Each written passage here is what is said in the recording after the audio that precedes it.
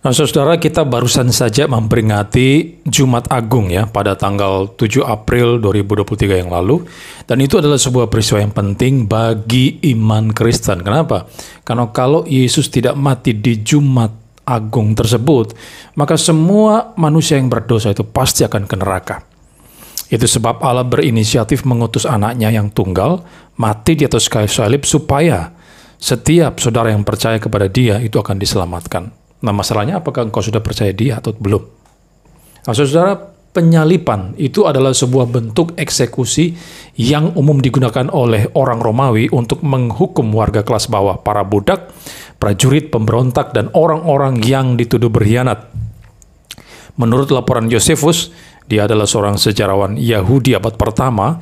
Selama kejatuhan Yerusalem pada tahun 70 Masehi, para tentara Romawi itu sangat membenci orang Yahudi, sehingga menyalibkan sejumlah besar mereka dalam berbagai postur. Penyaliban adalah proses kematian yang sangat menyiksa.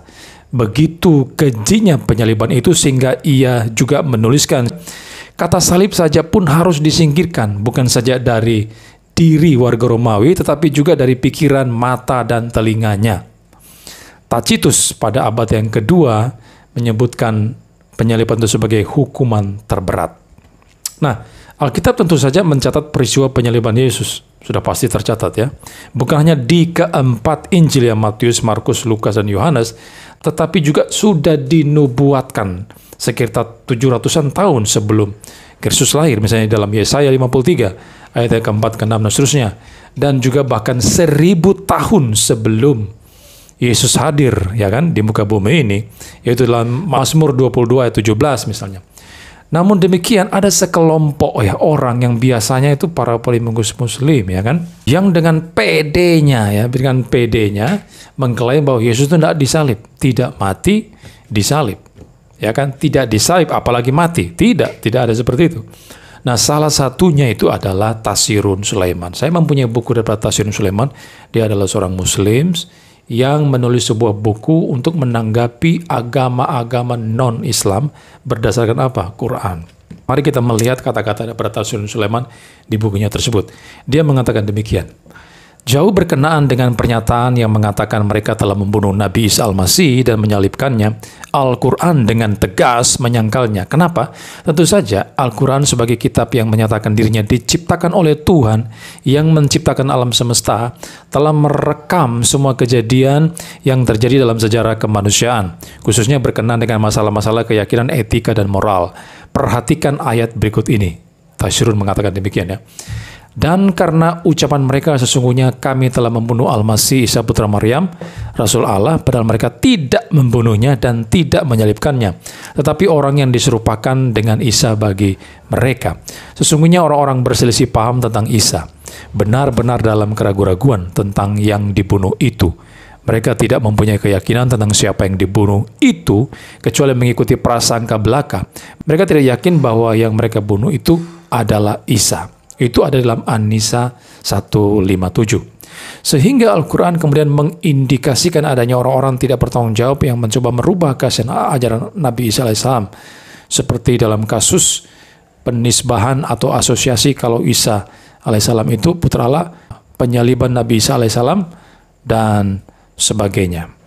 Ini adalah kata-kata Tafsir Sulaiman di dalam bukunya yang berjudul Al-Quran Berbicara Agama Lain. Ya, halaman 111, 112, dan seterusnya. Nah, tanggapan saya begini.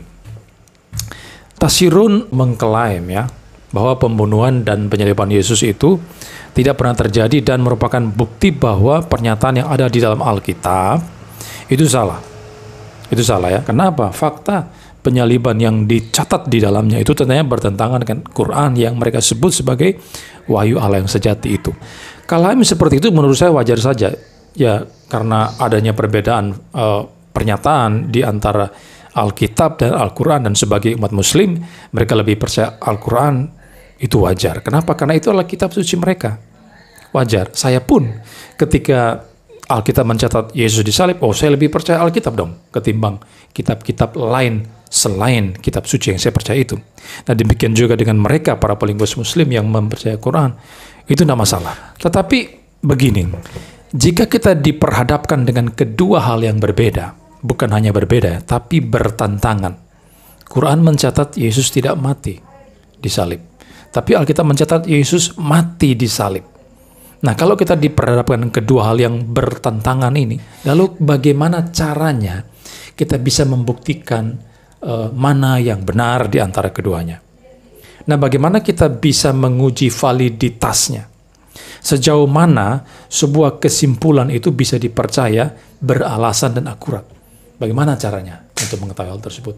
Nah, tentu saja menggunakan sumber lain, ya kan? Selain dari dua kitab itu sendiri. Kalau tadi dikatakan Quran bahwa mereka tidak membunuhnya dan tidak menyalibkan, maksudnya Isa putra Maryam itu, ya kan? Nah, mari kita uji apakah benar pernyataan tersebut. Saya akan memberikan beberapa bukti historis akan kebenaran daripada kematian daripada Kristus di atas kayu salib. Nah, tentu saja ini saudara bisa dapatkan dengan mudah di dalam buku-buku yang ada, dan saya juga menggunakan beberapa buku yang saya miliki yang mencatat fakta historis penyaliban Kristus yang dinyatakan bahkan oleh orang-orang non-Kristen sekalipun. Ya kan? Pertama misalnya, ada beberapa penulis Romawi yaitu Tacitus senior, ya, dia di antara para sejarawan Roma yang hidup sekitar tahun 60 sampai 120 Masehi. Antara lain telah menulis Annals, sebuah sejarah tentang para kaisar dari wangsa Julius Claudius, mulai dengan Tiberius sampai dengan Nero tahun 14 sampai 68 Masehi. Dalam bagian tentang Nero, Tacitus secara ringkas menggambarkan penganiayaan orang-orang Kristen, dan dalam proses tersebut menyebut nama pimpinan mereka Kristus. Dari nama ini mereka telah memperoleh nama mereka yang dibunuh oleh prokurator Pontius Pilatus dalam pemerintahan Tiberius. Ini kalimat daripada sejarawan Romawi, ya kan? Non-Kristen, Tacitus. Dan dia mengakui bahwa Kristus itu dibunuh. Saudara bisa melihat itu dalam tulisan Tacitus Annals 15.2 yang saya kutip dari buku Arkeologi dan Sejarah Alkitab Joseph P. Free. Yang kedua, ada yang disebut sebagai seorang yang bernama Lucian dari Samosata. Dia hidup sekitar 125 sampai 190 Masehi, yang dianggap oleh banyak orang sebagai penulis paling brilian dari sastra Yunani yang hidup kembali di bawah kekaisaran Romawi, yang juga menjadi pejabat pemerintah di Mesir.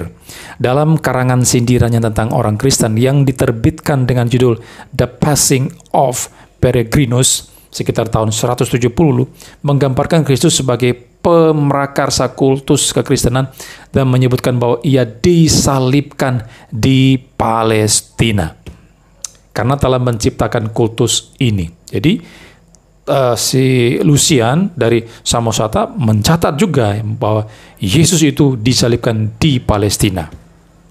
Oke? Saudara bisa melihat dalam Passing of Peregrinus 1.11 13 yang juga sudah bisa temukan di dalam buku Arkeologi dan Sejarah Alkitab Joseph P. Free. Saudara bisa memiliki buku itu dari penerbitnya dari Gandum Mas, ya. Nah, yang ketiga, seorang sejarawan Yahudi ternama abad pertama yang bernama Josephus dalam karyanya Antiquities tahun 93 Masehi membuat sebuah pernyataan tentang Yesus dan memberitahu bagaimana Pilatus menjatuhkan hukuman mati padanya dan bagaimana ia hidup kembali dan menampakkan diri kepada para pengikutnya pada hari yang ketiga. Itu adalah Josephus di dalam Antiquities of the Jews yang translate by William Whiston. Bisa juga temukan dalam buku Arkeologi dan Sejarah Alkitab dari Joseph P. Free, ya. Itu ada di halaman 370.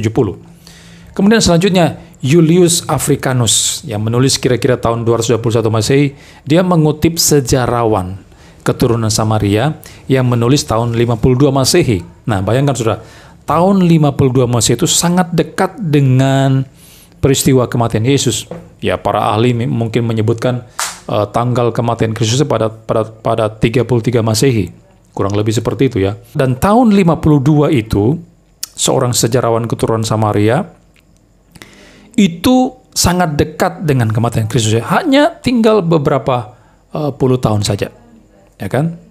Ya, sekitar 20-an tahun perbedaannya, tidak sampai 20 tahun mungkin. menyatakan tentang saat-saat kegelapan pada waktu penyaliban Yesus. Talus dalam buku ketiga tentang sejarahnya menjelaskan tentang kegelapan ini sebagai sebuah gerhana matahari. Kelihatannya tidak masuk akal bagi saya. Dan pada saat itu adalah masa bulan purnama Paskah ketika Yesus mati. Julius Africanus dalam kronografi 18.1. Saudara bisa baca dalam buku Apologetika dari Josh McDowell volume 3, Gandum Mas 2007 halaman 43 dan 44. Selanjutnya yang terakhir, Ilopon ya, mengutip kata-kata Plegon, seorang sejarawan abad pertama yang mengatakan demikian. Dan mengenai kegelapan ini, Plegon mengenangnya dalam Olympiads, yaitu judul buku sejarahnya. Dia berkata bahwa Plegon berbicara tentang gerhana matahari yang terjadi pada waktu penyaliban Tuhan Kristus. Saudara bisa melihat lagi itu juga dalam buku Apologetika, Josh McDowell, volume 1, Gandum Mas, halaman 142.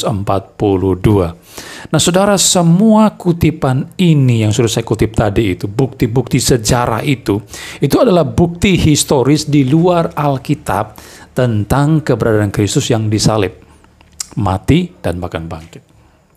Apa yang dikatakan oleh orang-orang yang hidup pada abad pertama dan kedua ini ternyata cocok dengan yang Alkitab katakan. Oke, kalau yang mengatakan atau kalau kita mengutip para sejarawan orang Kristen, ya mungkin saja para polemikus Muslim itu mengatakan, oh itu kan orang Kristen, ya jelas saja mereka membela Alkitab mereka, walaupun mereka sejarawan. Nah, tapi tadi itu adalah bukti-bukti dari para sejarawan non-Kristen, dari sejarawan Romawi, Yahudi, ya kan? Dan jelas mereka bukan orang-orang Kristen, mereka adalah orang-orang non-Kristen, tapi mereka mencatat akurasi penyaliban daripada Yesus Kristus. Dan apa yang mereka catat itu terekam di dalam tulisan sosial mereka, dalam buku-buku, dan saudara bisa peroleh di mana-mana. Oke? Dan apa yang mereka catat itu sekali lagi sesuai dengan apa yang dinyatakan oleh Alkitab.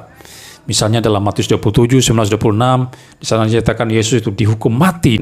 Di sana dikatakan ia harus disalibkan. Ya, kemudian Yesus diserahkan untuk disalib. Lalu Matius 27, 45-50 ya kan mencatat ada kegelapan yang meliputi seluruh daerah itu sampai jam 3 ya. Kemudian Yesus itu berseru dan menyerahkan nyawanya. Dan sekarang kita bandingkan dengan pernyataan Quran tadi dalam An-Nisa 1:57 tadi yang mengatakan bahwa ternyata Isa putra Maryam, Rasul Allah itu, mereka tidak membunuhnya dan tidak menyalibkannya. Mereka tidak mempunyai keyakinan tentang siapa yang dibunuh itu kecuali mengikuti prasangka belaka. Mereka tidak yakin bahwa yang mereka bunuh itu adalah Isa.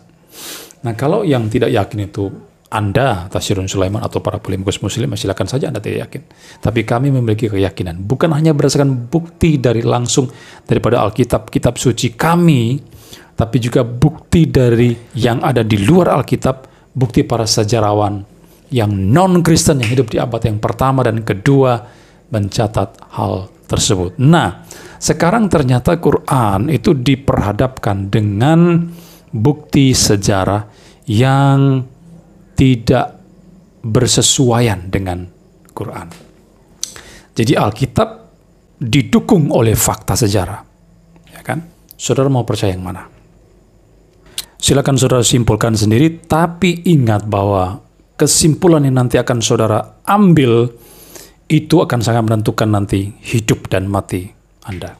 Kitab suci kami mencatat dalam 1 Korintus 15 ayat 3, sebab yang sangat penting telah aku sampaikan kepadamu, yaitu apa yang telah kuterima sendiri, ialah bahwa Kristus telah mati karena dosa-dosa kita sesuai dengan kitab suci. Kristus telah mati karena dosa-dosa.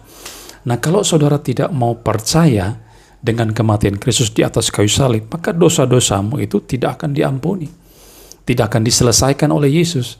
Dan karena itu, engkau akan berakhir kepada penghukuman yang kekal tentu saja. Baik Islam dan Kristen percaya adanya neraka. Dan neraka itu adalah efek daripada penolakan terhadap iman kepada Tuhan Yesus Kristus yang disalib itu. Saudara mau pilih yang mana? Alkitab plus fakta sejarah ataukah Al-Quran? Yang berdiri sendiri. Pilihan ada di tangan Andre.